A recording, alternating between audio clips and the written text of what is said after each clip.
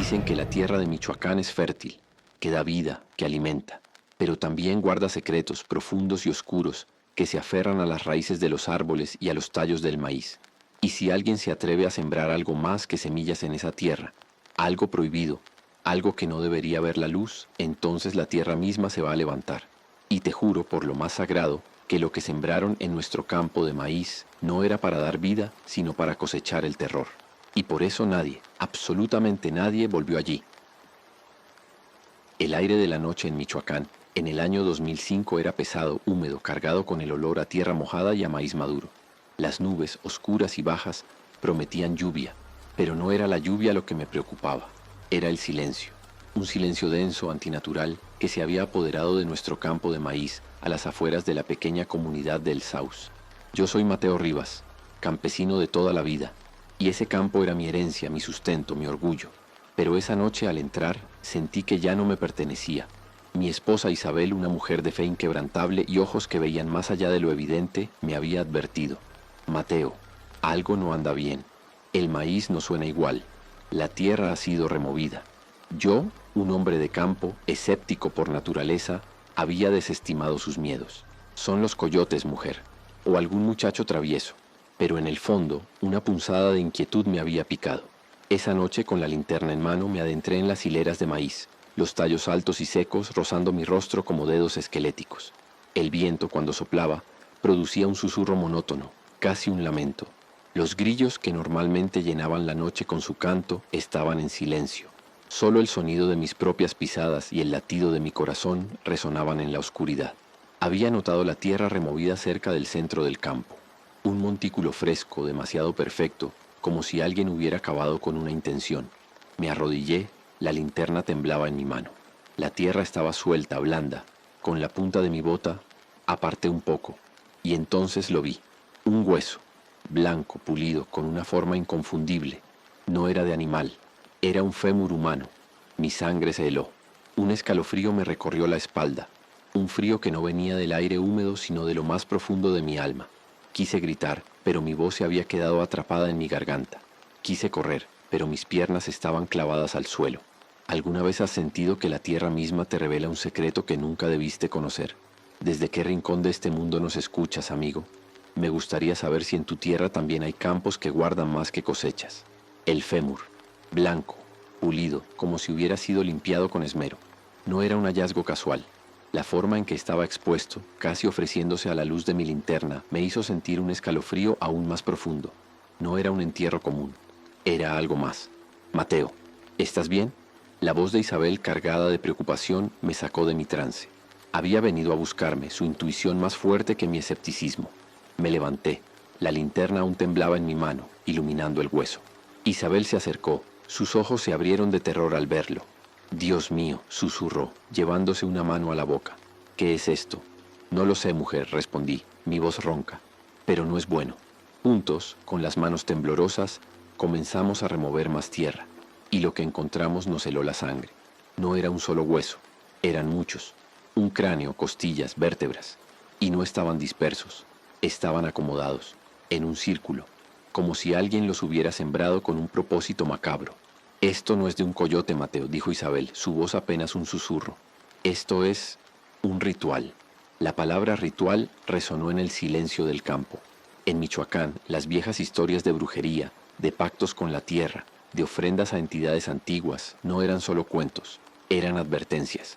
Y lo que teníamos ante nosotros era una advertencia. ¿Quién haría algo así?, pregunté, más para mí mismo que para ella. Isabel me miró, sus ojos llenos de un miedo ancestral. Los viejos del pueblo hablan de un cartel que desapareció hace años, de gente que se metió con lo que no debía. O quizás algo más viejo, Mateo, algo que dormía bajo esta tierra. El viento sopló de nuevo, y esta vez no solo susurró, pareció gemir, y el olor a tierra húmeda se mezcló con un hedor dulzón a carne podrida que me revolvió el estómago. Tenemos que ir a ver a don Chuy, dijo Isabel, su voz firme a pesar del miedo. Él sabe de estas cosas. Sabía que tenía razón. Don Chuy, el anciano del pueblo, era el guardián de las viejas historias, de las leyendas que mi abuelo solía contar. Él era el único que podía darnos una respuesta, pero al mirar el círculo de huesos, sentí que ya era demasiado tarde, que lo que habíamos desenterrado ya nos había encontrado. El camino a la casa de don Chuy, en la parte más antigua del pueblo, se sintió más largo de lo habitual. La noche era un manto pesado y cada sombra parecía esconder una amenaza. El olor a carne podrida se había pegado a mi ropa, a mi piel, y no podía quitármelo. Isabel caminaba a mi lado, su mano apretando la mía con una fuerza desesperada. Don Chuy, un hombre de 70 años con el rostro surcado por las arrugas y los ojos profundos como pozos, nos recibió en su humilde choza. El lugar olía a hierbas secas, a tabaco y a incienso. Una pequeña vela de cebo iluminaba su rostro, proyectando sombras danzantes en las paredes llenas de amuletos y figuras de santos. Le contamos lo que habíamos encontrado: el campo de maíz, los huesos, el círculo. Don Chuy nos escuchó en silencio, sus ojos fijos en el fuego de la vela. Cuando terminamos, suspiró, un sonido pesado que parecía venir de lo más profundo de su ser. Lo sabía, dijo, su voz ronca. La tierra ha estado inquieta, los sueños de los viejos, llenos de sombras y lamentos. ¿Qué significa, don Chuy?, preguntó Isabel, su voz temblorosa. ¿Es el cartel? ¿Los que desaparecieron hace años? Don Chuy negó con la cabeza. No, mi niña, esto es más viejo que cualquier cartel. Esto es la semilla de la muerte, la semilla de la muerte. La frase me heló la sangre. Hace muchos años, comenzó don Chuy, su voz baja y pausada. Cuando los antiguos purépechas habitaban estas tierras, había un ritual prohibido, un ritual para asegurar la cosecha, para que la tierra diera más de lo que debía. Se sembraban huesos humanos, los de los enemigos, los de los sacrificados, en un patrón específico. Se creía que así la tierra se volvía más fértil, pero a un precio terrible. ¿Qué precio?, pregunté, mi voz apenas un susurro. La tierra no olvida, Mateo, respondió don Chuy, sus ojos fijos en los míos. Y lo que se siembra con sangre se cosecha con sangre. Los espíritus de los enterrados, los guardianes del maíz, se levantan. Protegen la cosecha, sí, pero también reclaman lo que es suyo, y no les gusta que nadie más pise su campo. Nos contó historias de cosechas milagrosas seguidas de desapariciones inexplicables, de campesinos que entraban al campo y nunca regresaban, de sombras que se movían entre los tallos, de lamentos que se escuchaban en las noches de luna llena. La semilla de la muerte no era solo una leyenda, era una maldición. ¿Y por qué ahora?, preguntó Isabel. ¿Quién lo hizo? Don Chuy cerró los ojos, su rostro contraído por el dolor. Alguien ha despertado lo que dormía, alguien ha profanado la tierra de nuevo. Y ahora los guardianes del maíz han despertado, y no van a descansar hasta que cobren su deuda. Sentí un escalofrío. La idea de un cartel, por brutal que fuera, era algo que podíamos entender. Pero esto era algo más antiguo, más oscuro, una fuerza que no podíamos combatir con balas, y estaba en nuestro campo. ¿Hay alguna forma de detenerlo?, pregunté, mi voz llena de desesperación. Don Chuy abrió los ojos, su mirada llena de resignación. La única forma de detener una maldición es no haberla empezado, mi hijo. Ahora solo podemos esperar y rezar, porque lo que se sembró ya está creciendo. Al salir de la choza de don Chuy, el aire de la noche se sentía más frío, más denso. El olor a carne podrida en mi ropa se había intensificado, y el lamento del viento parecía llamarme por mi nombre. Sabía que la vida en el Saus, en nuestro campo de maíz, nunca volvería a ser la misma, y que lo que nos esperaba era algo que ni siquiera don Chuy podía prever.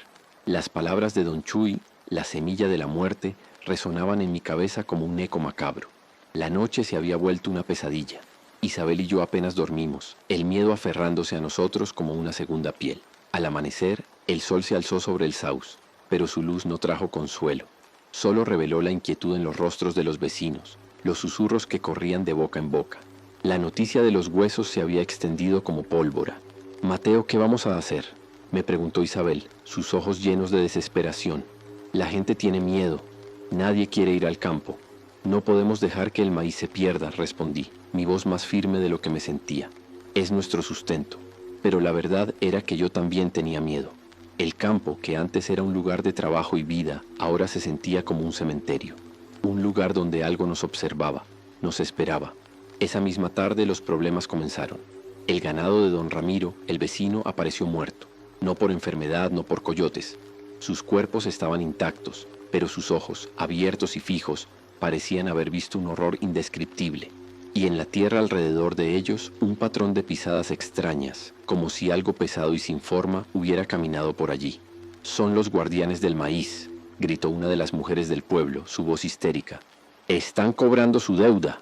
La gente empezó a enfermar. Fiebres altas, pesadillas, delirios. Hablaban de sombras que se movían en la periferia de su visión, de voces que susurraban sus nombres en la oscuridad. El miedo se convirtió en pánico. Una noche mi perro, Canelo, un fiel compañero que nunca se separaba de mí, comenzó a ladrar con furia hacia el campo de maíz. Sus ladridos eran distintos, no de advertencia, sino de terror puro. Corrí a la puerta, pero Canelo se había ido. Lo llamé, lo busqué, pero no hubo respuesta. Solo el silencio del campo y el lamento del viento que ahora parecía burlarse de mí. Se lo llevó, susurró Isabel, su rostro pálido. Los guardianes del maíz se lo llevaron. Sentí un nudo en el estómago. La pérdida de Canelo, mi fiel amigo, fue una ruptura emocional que me golpeó con la fuerza de un puñetazo. Mi escepticismo se desmoronó. Lo que estaba pasando no era superstición, era real, y estaba afectando a todo lo que amaba. Tenemos que hacer algo, Mateo, dijo Isabel, sus ojos llenos de determinación. No podemos dejar que esto nos consuma. Sabía que tenía razón. ¿Pero qué? ¿Cómo se lucha contra una maldición antigua, contra espíritus que no tienen forma? Al mirar el campo de maíz, que ahora parecía más oscuro, más denso, sentí que estábamos solos, y que lo que nos esperaba era algo que ni siquiera la fe de Isabel podía combatir. La pérdida de Canelo, mi fiel perro, fue la gota que derramó el vaso. No podía seguir siendo un espectador. El miedo se había transformado en una rabia fría, una determinación de proteger a mi familia y a mi pueblo. Pero ¿cómo? ¿Cómo se lucha contra lo invisible? Tenemos que quitar esos huesos, dije a Isabel, mi voz firme. Desenterrarlos, llevarlos a un lugar sagrado. Quizás así, los espíritus descansen. Isabel me miró, sus ojos llenos de una mezcla de miedo y esperanza. Don Chuy dijo que no se puede detener lo que ya empezó. Pero podemos intentarlo, respondí. No podemos quedarnos de brazos cruzados mientras esto nos consume.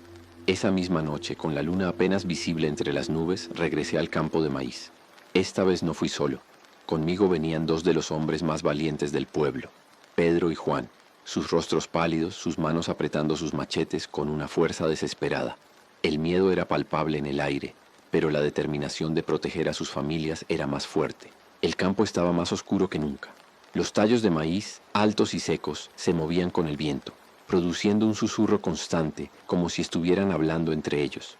El olor a carne podrida se había intensificado, volviéndose casi insoportable, y el silencio de los grillos, el vacío de los sonidos de la noche, era una presencia opresiva. Llegamos al círculo de huesos. Las linternas de Pedro y Juan temblaban en sus manos. Sus ojos escudriñaban la oscuridad, buscando algo que no podían ver. El círculo de huesos parecía brillar con una luz tenue, fantasmal, bajo la luna. ¿Están seguros de esto, Mateo?, preguntó Pedro, su voz apenas un susurro. No hay otra opción, respondí, mi voz firme. Tenemos que hacerlo. Comenzamos a cavar, con palas y con las manos, intentando desenterrar los huesos. La tierra estaba dura, como si se negara a soltar su secreto, y mientras cavábamos, el viento se intensificó, un aullido furioso que parecía venir de las profundidades del campo. De repente las luces de nuestras linternas parpadearon, no una, sino todas. Se debilitaron, se encendieron de nuevo y luego se apagaron por completo. La oscuridad nos envolvió, una oscuridad absoluta, densa, que parecía tener peso. «No mames», gritó Juan, su voz llena de terror. «Están aquí». Y en esa oscuridad sentí una presión invisible, gélida, que me apretaba el pecho, que me quitaba el aliento. Escuché un susurro, justo al lado de mi oído, un murmullo gutural en un idioma que no entendía, pero que sentía en lo más profundo de mi alma. «¡Corran!», grité, mi voz apenas audible. «¡Corran!», pero ya era demasiado tarde. La tierra bajo nuestros pies comenzó a vibrar, un temblor sordo que se intensificó, como si algo enorme se estuviera moviendo debajo de nosotros. Y entonces las hileras de maíz comenzaron a moverse, no por el viento, sino por una fuerza invisible que las agitaba con violencia, como si estuvieran vivas. Y en medio de ese caos escuché un grito, el grito de Juan, un grito de terror puro que se cortó de raíz, como si algo lo hubiera silenciado para siempre. El grito de Juan se cortó de raíz, un sonido que se quedó grabado en mi memoria como una cicatriz. La oscuridad era absoluta, y el campo de maíz se había convertido en un laberinto de terror.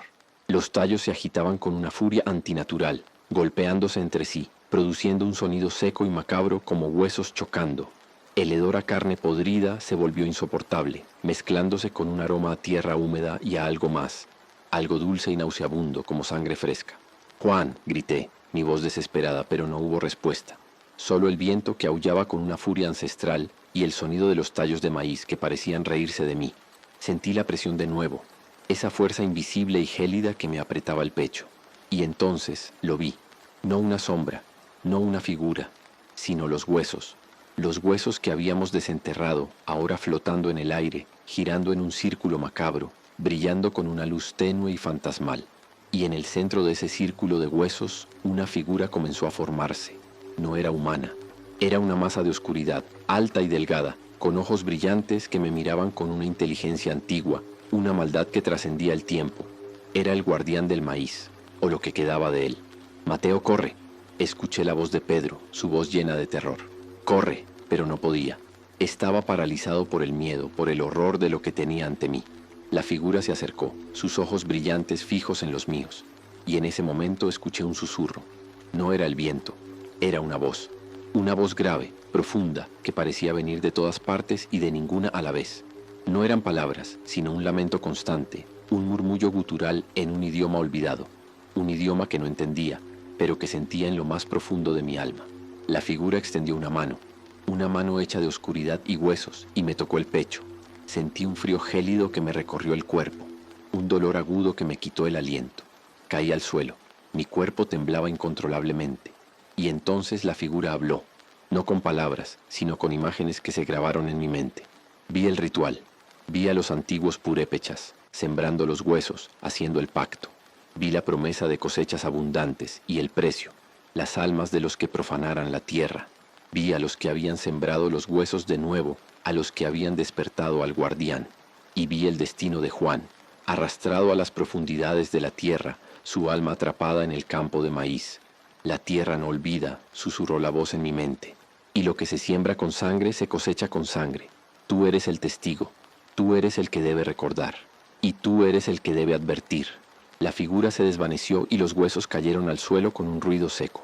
La oscuridad se disipó ligeramente y pude ver a Pedro tendido en el suelo, su rostro pálido, sus ojos abiertos y fijos en la nada. Estaba vivo, pero su mente, su alma había sido quebrada. Me arrastré, mi cuerpo adolorido, mi mente en shock. El campo de maíz que antes era mi sustento, ahora era mi prisión. Y lo que había visto, lo que había sentido, me había cambiado para siempre. Sabía que no podía volver, que nadie podía volver, porque el campo de maíz de Michoacán ya no era un campo, era un cementerio, y el guardián del maíz había despertado. El sol se alzó sobre el campo de maíz de Michoacán, bañando los tallos altos y secos con una luz dorada y cruel. Pero para mí, Mateo Rivas, la luz no trajo consuelo. Solo reveló el vacío en mis ojos, el temblor en mis manos, el silencio en mi alma. Huí, corrí sin mirar atrás, dejando a Pedro, dejando a Juan, dejando mi pueblo. Corrí por los caminos tortuosos, por los barrancos profundos, intentando escapar de una maldición que me seguía a cada paso. Pero no había escapatoria, porque yo era el testigo. Cuando regresé al Saus, Isabel me recibió con lágrimas en los ojos. Le conté lo que había visto, lo que había sentido. Mis palabras eran incoherentes, llenas de terror y desesperación. Ella, con su fe inquebrantable, me escuchó, pero sus ojos reflejaban el mismo horror que yo sentía. Don Chuy, al verme, solo asintió con la cabeza, sus ojos llenos de resignación. La semilla de la muerte ha germinado, mi hijo, y ahora el campo de maíz es suyo. Desde entonces nadie volvió al campo de maíz de Michoacán. Los tallos siguen allí, altos y secos, moviéndose con el viento, produciendo un susurro constante, un lamento que se escucha en las noches de luna llena. La gente del Saus se fue, dispersándose por otros pueblos, llevando consigo el miedo, el trauma, el recuerdo de lo que había despertado. El campo de maíz se convirtió en un lugar prohibido, un tabú. Los que se atreven a acercarse dicen ver sombras moviéndose entre los tallos, escuchar lamentos y susurros en un idioma olvidado. Algunos, los más valientes, dicen haber visto los rostros de los guardianes del maíz, sus ojos brillantes, observando desde la oscuridad. Y yo, Mateo Rivas, el campesino que fui, sigo siendo el testigo, el que ve, el que escucha, el que siente el peso de una maldición antigua. Porque en Michoacán hay campos que guardan más que cosechas, hay huesos que no se quedan enterrados, y hay espíritus que no descansan hasta que cobran su deuda. El infierno no acabó, solo cambió de dirección. Gracias por haberme acompañado en esta historia, por escuchar estas verdades que pocos se atreven a contar. Si te ha helado la sangre, si te ha hecho mirar 2 veces a las sombras, Te invito a que te suscribas y compartas este relato con aquellos que, como nosotros, disfrutan de lo prohibido. Me gustaría saber qué piensas. ¿Crees que la Tierra tiene memoria y que los rituales antiguos pueden despertar fuerzas que no entendemos? ¿O es solo la culpa de los hombres lo que los vuelve locos? ¿Y tú, te atreverías a pisar un campo de maíz donde se sembraron huesos humanos? Cuéntame en los comentarios si te gustaría una segunda parte de esta historia, o si tienes alguna otra idea para un relato que te quite el sueño. Tu apoyo es lo que nos permite seguir desenterrando estas verdades. Hasta la próxima vez y que las sombras no te encuentren.